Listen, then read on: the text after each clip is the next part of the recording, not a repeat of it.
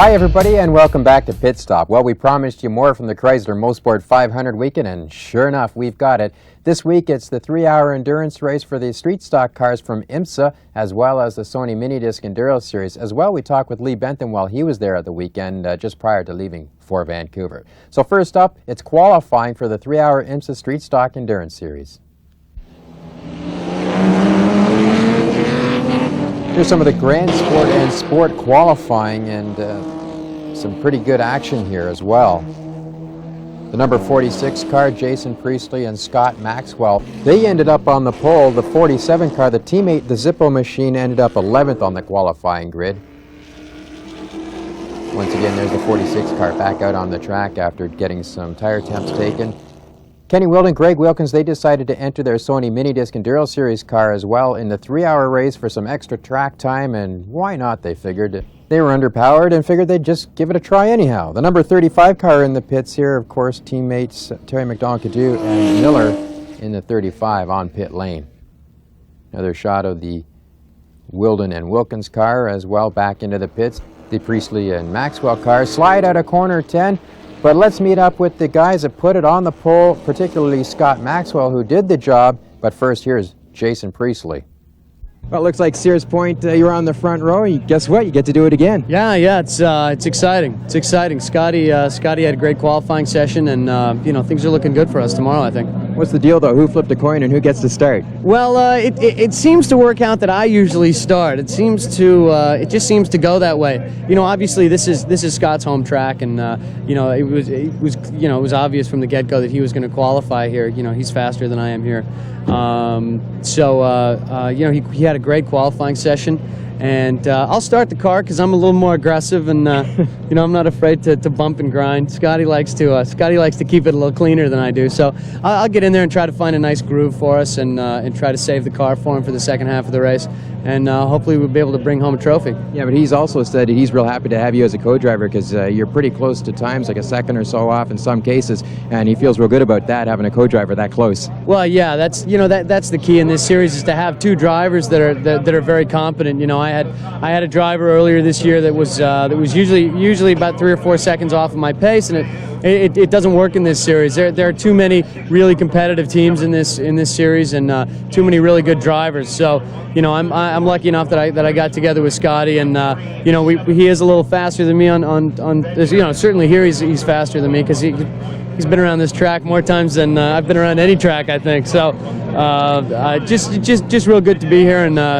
glad that things are working out so well. All right, hope to see you on the podium at the end of the 3 hours. Yeah, you and me both. Thanks, man. You run around this track pretty quick, whether there's wrinkles on the car or not. I tell you what, got to say, give a lot of credit to the Toyota Supra. I mean, it's a magnificent car. The car handles real well, and it just loves this racetrack. I mean, it's a momentum car, and this is a momentum racetrack. We can just keep the speed up. It's a little heavier than some of the competition, but by keeping the speed up through the corners and taking advantage of the handling and the suspension on this car, we've been able to turn some really good times. Great job. That's the second time in this car, and you're on the front row again. Yeah, I mean, the car is really, really strong, and this is my home track, so I was really hoping we could pull this off, and we did. Yeah. Great job. Anything out there that was maybe a problem for you? How's the track? Track's a little slippy today. I've got a lot of cars out there. It was getting better as the weather cooled down. Really, the main thing was the competition's so stiff here. That was the major problem, trying to beat those guys. All right, you got 3 hours plus a whole bunch more to do this weekend, so get some rest, would you? Yeah, I'm going to sleep well tonight. Thanks. Thanks, Scott. All right, let's go to race day, Saturday afternoon, and it's the 3-hour contest for the IMSA Street Stock Endurance Series. Well, looks like things are holding out to be true. He said he's going to start it and bang it around and bring it back to you to finish. Well, hopefully not a lot of banging. There'd be a lot of guys that are going to try to win the race in the first couple of minutes, and we're sort of trying to keep them focused about the long-term goal, and that's to win the race, and we have to be around at the finish to do that. Yeah, well, you got the number 1 spot to start from. Yeah, I mean, he has no problem with that. He started second at Sears Point and did a really good job. So we just want to keep the leaders in sight and have a good car at the end. Okay, go for it. Thanks.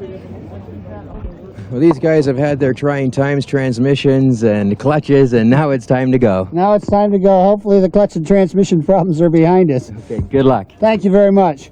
Greg, you guys are going to try this thing with all these extra horsepowered machines, but it's 3 hours, you never know. You never know. We're going to try and run a consistent race, conserve some fuel, probably try to run about where we start, and then we'll see. Hopefully some attrition will happen, and maybe our little local knowledge will help us out a bit. And some extra track time for tomorrow. Yeah, that's the real plan. Okay, good luck. Thanks very much.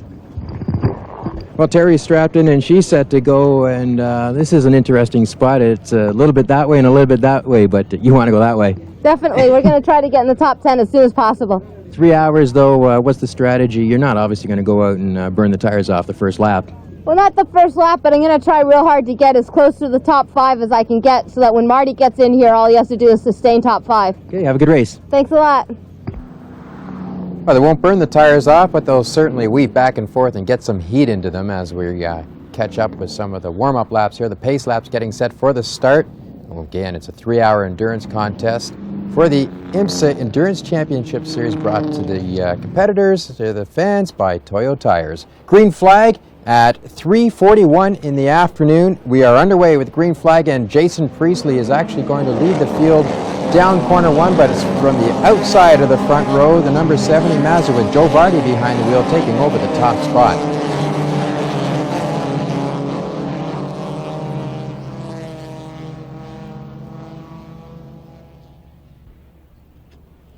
Four classes of competition here: Grand Sports, Sport, Touring, and Compact. A lot of traffic, some 56 cars out on the track for this 3-hour race.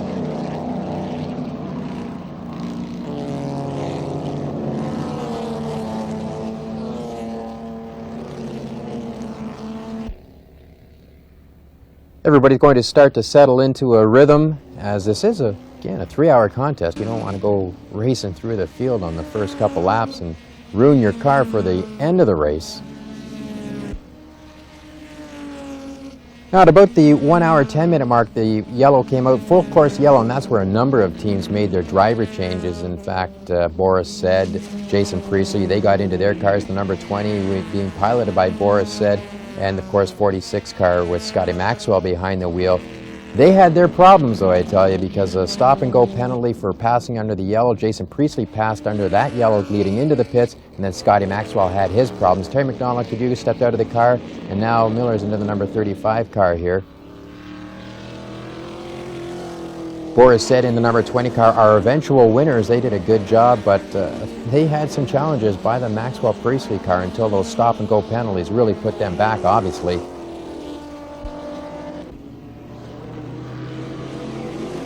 Here's a shot of the number 2 car finishing 3rd in Grand Sport at the end of this race. The number 1 car here finishing 2nd. Speed limit 25 miles per hour. It burned the triple caution team. Great job bringing them the car, but man, has it turned into some tough luck. Yeah, we had some bad luck here, but it's all right. I think we're still running in 4th or 5th place.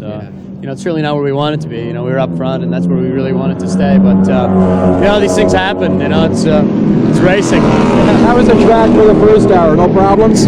Yeah, I didn't have any problems out there. I was, the 4 cars I let by me are guys that are really good and have been in this series for a long time, real fast drivers, and they got around me on the first lap, and I was able to stay with them pretty well. The important thing in a race like this is, as long as you just got to find a groove for yourself, and running in 5th place and then running in 4th place, I was pretty much on my own, just passing lap traffic. So it was fun. I had a lot of fun. I didn't get to dice with people all that much, but there was a lot of disparity in the closing speeds out there. I was coming up really quickly on some of these smaller cars, so certainly kept it interesting. That's something you got to watch for, but like you said, on the 1 hour mark, it was sitting for, so a great job. It's too bad this turned up, but hey, good job. Thanks, man. I appreciate it.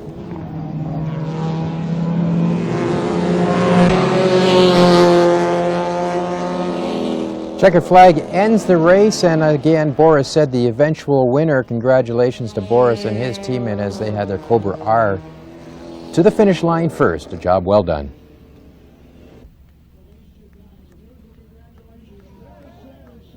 And again, here's Boris in victory lane, and remember from last week, this was his first visit. His second was in the World Sports Car Race for the GTS2 category. Big field of cars, great race. Too bad you missed it. If you did, if you were there, I'm sure you would have to agree, and we look forward to next year as they shave off the hump. No chicanes next year for the Chrysler Mosport 500. Now as well, there was the SONY Mini Disc Enduro Series, and Greg Wilkins, Kenny Wilden, they had their car back out once again. This time it was the number 3, not the 73. Let's see how this one turned out. Once again, the SONY Mini Disc Enduro Series returns to Mosport, and this time it's a 1-hour race here on the World Sports Car, the Chrysler Mosport 500 weekend. Starting on the outside of the front row, Steve, you're going to have yourself some fun out there. You're on the outside. Yeah, I sure am. What's the strategy? Well, my job really is to try not to lose too many positions so Jeff can take this thing over as soon as possible. What time's that going to happen? Probably pretty close to the 20-minute mark, right after the 20-minute mark. Good luck then. Thanks a lot. Okay, on the pole, the Mazda. One more time, Benoit's just given some final instructions before they get going on this 1-hour endurance race in the Mazda, the number 16 car. We've seen it on the pole at Toronto, and once again, we're going to see it on the pole here at Mosport for the Chrysler Mosport 500. Let's just get a word here and see what's going to happen. What's the strategy? Well, the strategy is, Mazda's quick. We're going to try to stay out front and lead the pace. We've got a lot of good drivers behind us. We're just going to try to go and hide from the pack, hopefully. Good enough. Good luck. Thank you very much. How about you, Benoit? What's your strategy as far as getting in? When's that going to happen? I try to do my best and stay.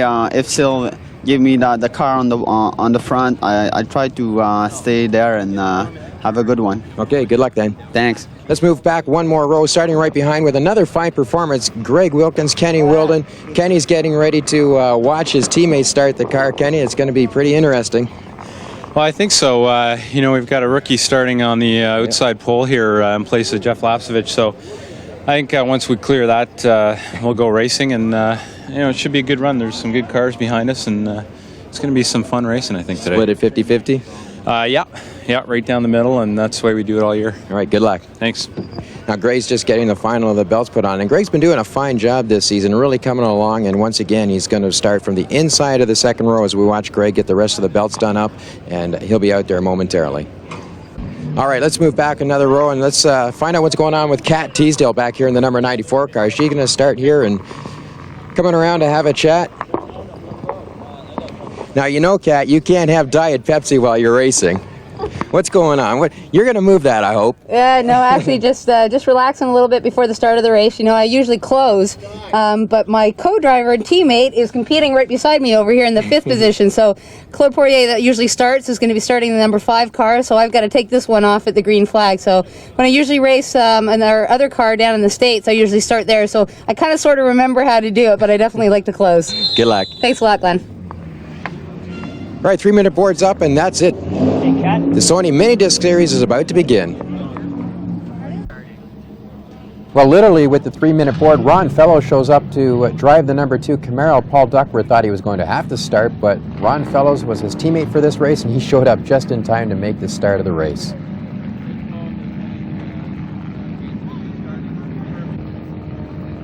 Paul Duckworth finishes off the belts for Ron Fellows, and now the cars are underway on their warm-up lap with the Mazda leading the way. Number 16 car, Tremblay behind the wheel. And keep in mind the number 32 car with a rookie driver on the outside, Steve Breed. He said he wanted to have the field behind him. Well, when we get set to start this race, you'll see what happens to the number 32 car. Green flag waves were underway Sunday morning as the Mazda leads the field down into corner 1. The 32 car tries to stay with him, but sideways and off the track at the bottom of 1. Into the sand trap, the car stays for a couple laps, and then a full course yellow will come out to help get the car out. But meanwhile, the number 16 Mazda is on his way leading this race. Checked out in a hurry, you might say. The Benoit Teague and Tremblay extends import-exports. 95 Mazda RX-7, clearly the class of the field here this weekend with this 1-hour endurance race. As they see the balance of the field come down through corner 1, there's a shot of the number 1 car, or the number 2 car, I should say, with Ronnie Fellows and Paul Duckworth. Ron had a fantastic duel with a couple other drivers throughout his stint, and it was really nice to see Ron back behind the wheel of a showroom stock Camaro. Steve Breed now outside of the car as we have the full course yellow coming up to get rid of the car out of the sand trap there at the bottom of corner 1. Once again, at 1 we see the field coming down through the area in which the car is parked just to the left of us. We'll see that car. Yellow flag, full course yellow, back to green flag now as the field comes through corner number 10, accelerating to the green flag and down into corner 1. Everybody's going to try to keep up with the Mazda, but like I said, there was no doing that this weekend. Here's the battle I was telling you about that was really good between the 85, the 2 car there as well, and Ludwig Heimrath just behind Ronnie Fellows. The 0 car coming into the pits, of course, Anthony Polito behind the wheel to start the race. Scotty Maxwell there in the helmet. He's going to climb into the car and they'll be back underway. And it was somewhat of a salvaging weekend for Scotty Maxwell, at least as far as street stock endurance series is concerned after what happened with the 46 car the day before. They had a great finish here with the 0 car. Back through corner number 9, and we see the Kenny Wilden, Greg Wilkins, number 3, to the inside, side by side through corner 10. Yeah, there is room, even if you do put it up on the curbs, there's room to get through there side by side. After all, we saw World Sports Cars do that last week.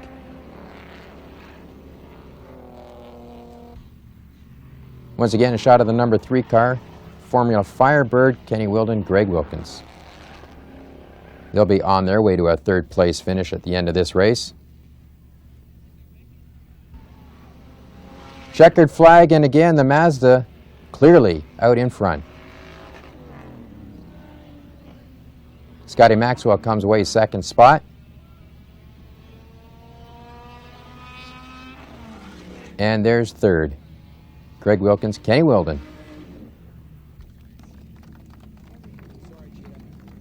All right, let's meet up with the winners in Victory Lane. Winner circle, the inside of corner 10 is the place to be at this time.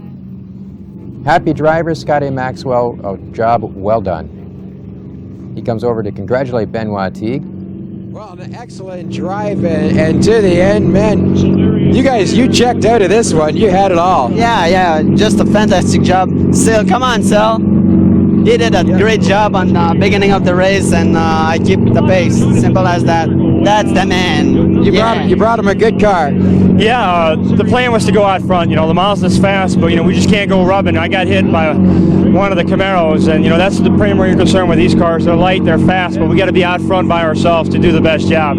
That was why I got brought into the program, is just to give Ben a good car so he can bring it home and hopefully win another race for us. Yes, and he did it. Man. He did. Good job, guys. Thank you. All right, well, this guy had a heck of a drive, some really fancy driving there through corner 9 and 10 when you took Cohen, but you had spent tires. We really did. You know, the left rear was just gone on the car, and the front left, both left side. Yeah, it was unfortunate, you know, because 2-4, everything was good, but the car was just sliding too much. We gambled on some tire pressures a little wrong, but you know, I'm happy for the Vanguard car. It was a good day, and you know, a good weekend. Yeah, you tried your best with what you had there. Yeah, we did, and you know, we're happy with 3rd. Great, good job. Okay. Well, the first guy that had this car under control was Anthony. Hey, Anthony, you brought him a car to finish 2nd. Great. Yeah, well, there was a lot of traffic up there because we had to start from actually last spot because we didn't have a qualifying position, and I worked my way halfway up and Scott finished it. Yeah, let's find out what he has to say about this as well. Hey, Scotty, heck of a drive, and you had a guy sliding around in front of you. You took a move to the inside in 10. It was a good pass, and then you right from there you just held him off. Yeah, I think I had the best handling car out there, and the track's really slick, and I had a bit of a handling advantage over Kenny. He had a bit of a power advantage, so I didn't really know where I was going to get him, but he bobbled a little in 9, and that was my opportunity. Now, we were watching it upstairs, and he was sliding all over, and this car was just planted. Yeah, these tires, they don't like the heat, and you have to be really, really gentle, and that's where Anthony did a great job. He gave me a good car right from the get-go, and even though we were a little back, the car was good, and that makes my job a lot easier. Great finish, guys. Thanks. Way to go, guys. Good job. Excellent. Good job. Good job bringing him a car, but you guys ended up with some tires that barely hung on. Yeah, no, it was really tricky at the end. It was a pretty competitive race at the front end, and so I was using the car up a little more than I usually do. Didn't leave enough left for Ken, obviously. Well, no, because he got in a couple of battles himself, so I'm sure you guys just pretty much did what you could with all the battling that you had out there, both of you. Yeah, no, it was a good race. We were really happy getting a podium finish. Yeah, for sure. Good job. Thanks very much. All right, a couple good street stock races at the Chrysler Mosport 500 weekend. Well, at the weekend as well was a driver not competing but checking things out, Lee Bentham, and we met up with him and caught up with what's been going on the last few weeks just prior to leaving for Vancouver. At least you get to take some time out and come to another race and watch some other people go at it. But since Toronto, let's get caught up to date. Fill us in on the races and how you feel they went. I think all of them went fairly well. The Trois Rivières doubleheader weekend went all right. We had a third and a fourth. Had some problems getting off the line on the Saturday race. Clutch wasn't completely engaging, and I couldn't get it in gear until late, until actually I was last. Come from 25th to 3rd, which was a good race. Probably got a lot of press because of that. The Sunday race started 5th, ended up 4th. Good race overall. Kept us in the points as well. Kept us ahead of Case. We finally went to Elkhart Lake, which is last weekend. Really good race there. Once again finished 3rd, and we are comfortably about 12 or 14 points ahead of Case and Jasper right now. So looking good going into the final 2 races in the end of the season. Obviously, the fact that the championship is locked up, disappointing, but before that even, did you start to change your focus and try to look at the way you were handling each race weekend? Yeah, we really did. It was obvious that Lynx really had us covered as far as development and everything on the car. But you know, we just put our heads down, pay attention to our program, and he obviously clinched the championship of the last race with the pole point. But you know, our championship right now is for 2nd place, and staying there is important, and it looks good for players and NTN as well. Can't really complain about it either because it's only your first full season, so to come away 2nd after someone who's had so much experience in Atlantics, he takes a championship finally for him, but like I just said, he's been at it for a while. Yeah, exactly. He's been around for 4 or 5 years now, and his time obviously came, and we're real happy with what we did this year. Okay, moving on to the next race though. Yeah, we're going to do a test before Vancouver. Hopefully dial the car in very well there, and you know, hopefully we can come out at the end of the year with at least 1 race win. And race cars that make a lot of noise. Exactly. But what about the golf tournament now? Let's talk about that. No, let's not talk about the golf tournament. I've only golfed 5 or 6 times. Obviously, I didn't put any of the hole-in-ones in that I usually do, so I don't have any comment on that. I'm still practicing. It was a lot of fun, though, and it was a worthwhile cause with the driver development program starting up. Yeah, it's good to see that Mosport's doing that now. A lot of the driver development programs that are turning up now, obviously following in the path of players, really helps all the upcoming drivers, the young guys trying to get into it but don't quite have the budgets to do it, but obviously have the talent, and it's really good to see that. All right, well, when the stint is over that you go through now, we'll get together again and we'll wrap up the season. We'll do that. Thanks. Thanks a lot. I hope it works out. No hole-in-ones, but from last week's show, you sure can get them in the sand there, Lee. Well, wrapping up last weekend's action, we say congratulations to David Ambringham for wrapping up the Indy Lights Championship at Vancouver and to Claude Bourbonnais for winning his first Indy Lights race. David started 14th on the grid and drove to a 5th place finish, securing the championship. Also at Vancouver, Patrick Carpaccio won another Players Toyota Atlantic race, and Lee Bentham finished 2nd after another gritty performance. Lee maintains his 2nd spot in the championship going into the final round at Laguna Seca. Of course, we all know that the championship was already won by Carpaccio. He claimed that one just the race before.